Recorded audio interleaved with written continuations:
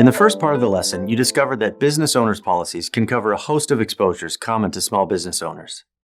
Remember that these policies are really intended for smaller companies. For larger companies, or those that don't qualify for this type of coverage, you'll likely have to put together a commercial policy package. A business owner's policy combines property and liability protections into one policy. These policies can also include a host of supplementary and additional coverages as part of their contract. These contracts also have their share of endorsements that may be added to a policy. Now we'll swing toward the liability areas of a business owner's contract. This is Section 2 of the policy. These contracts provide premises liability coverage, medical expense coverage, and a suite of included protections for Section 2. While endorsements and other associated coverage can be added to business owners, you'll see that much of what had to be added to a commercial policy package is already contained within these contracts. We'll start with important definitions used in the liability areas of the policy. Most of these terms will be familiar to you. There's never anything wrong with a quick review, but business owner's liability protection is just different enough from other coverages that you've seen that it's important to clarify things. Important exclusions that are found in the liability areas of the policy will also be discussed.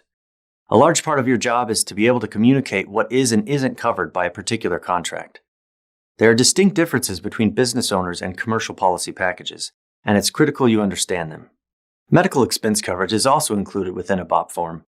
It's essentially the same as medical payments coverage, in that it provides no-fault protections, and its coverage pays for injuries to those other than the insured, as well as other identical characteristics.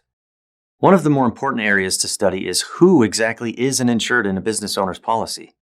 Your clients may not naturally understand who qualifies as an insured person on the policy, so it's important that you help them understand this. We'll also explore limits of coverage and how they apply in a BOP, and we'll delve into the coverage extensions mentioned earlier. Coverage extensions are exactly what they sound like: situations where coverage might be extended to pay for certain losses not addressed by the basic coverage offered in the policy. A few examples of coverage extensions would be personal effects coverage and business personal property extensions.